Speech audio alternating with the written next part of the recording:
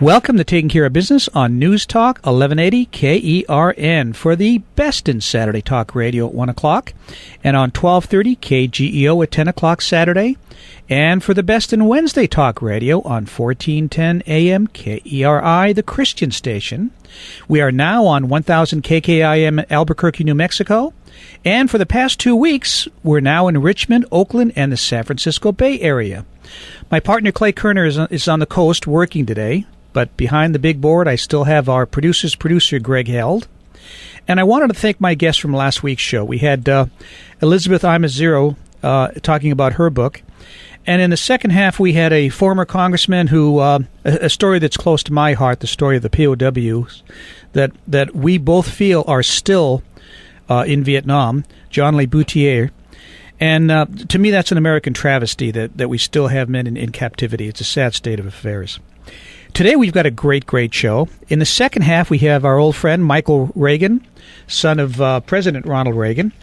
But in the first half, we have a man that I've been really looking forward to talking to for a while. He is an author, one of the greatest philosophers of our time, talking about his new book, Writing from Left to Right, My Journey from Liberal to Conservative, Michael Novak. Michael, welcome to Taking Care of Business. Oh, thank you for having me. I'm just delighted. Well, this is going to be fun. Like I said, I'm really looking forward to this. And there's so much to talk about. I know we're going to run out of time. I don't think 22 minutes is going to be enough. But we could talk about business, or we could talk about politics. A lot of things we could talk about. Yeah. Well, I wanted to start off talking about your new book, Writing from Left to Right, My Journey from Liberal to Conservative. So you finally saw the light of day? Well, I sure didn't think it was the light of day when I was younger, and I thought it was enemy country. But I learned slowly. I like to say that I was knocked off a horse at Damascus, the way St. Paul was. But there was nothing dramatic like that. It was an accumulation of small cuts over the years. Mm-hmm. The programs I thought would work, I was full of enthusiasm for, the war on poverty stuff.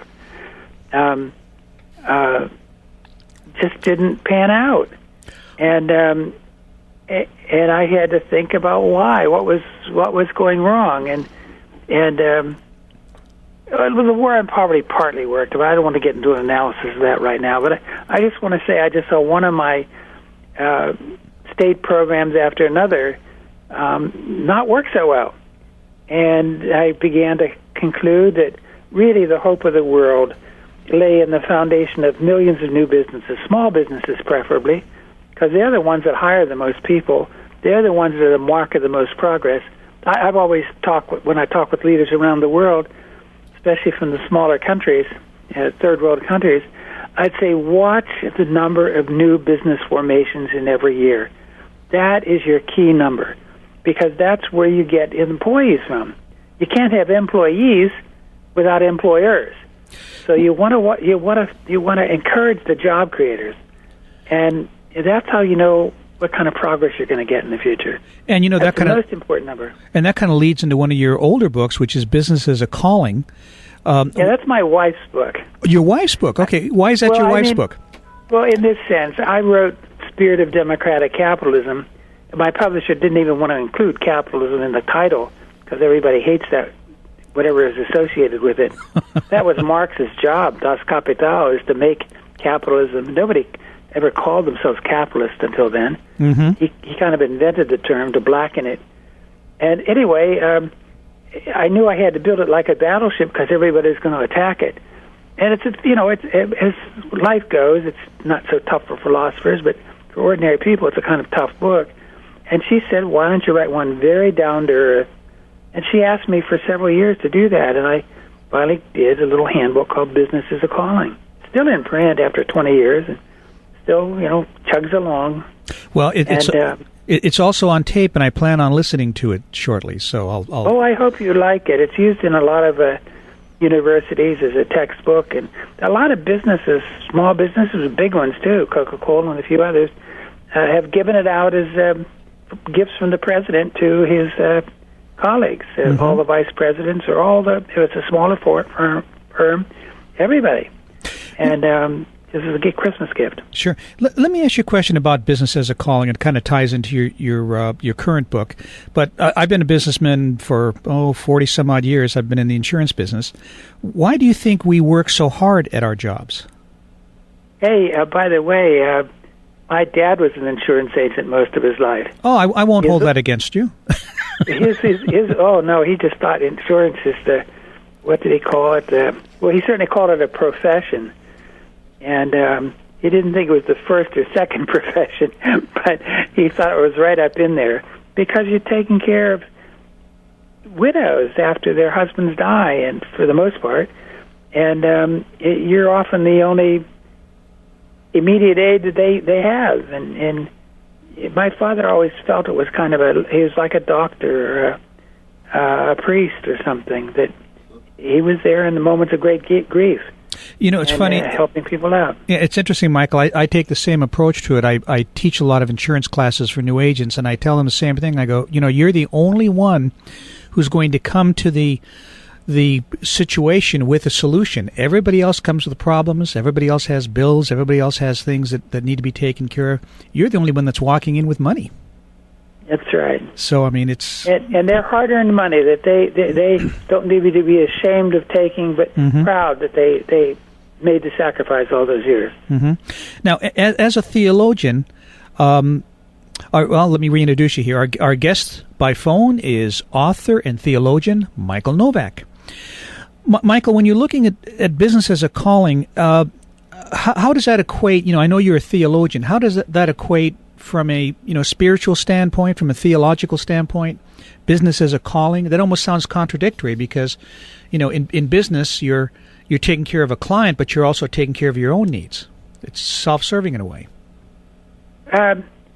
Well, look, God made us all for a purpose. Each one of us is different. If you have 4 kids, you got 4 different human beings. They're not alike, and it makes the job of a parent very hard, actually. You can't do cookie cutters. And so God makes each of us for a special purpose, a special kind of vocation. And my father was a natural salesman, and he also loved meeting people. He loved going door to door. So it was a perfect vocation for him. And as you just talked about, there's a nobility in it, which he saw right away. So, from his point of view, even though I studied to be a priest for many years, and my younger brother became a priest, his vocation was very much a vocation as ours. It was the same God who sent us where he sent us.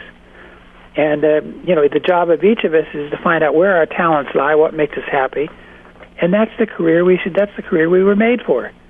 And so discerning a vocation is as proper for a businessman as for anybody else. And in fact, the businessmen are more important than most people, because it's business people who create the jobs.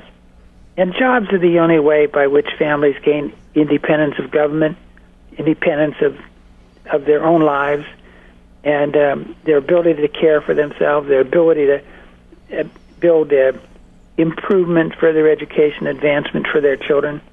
My father's greatest pride was sending all 5 of his kids through college. Wow. On his very small Depression-era income, but he was just so proud of that. Mm-hmm.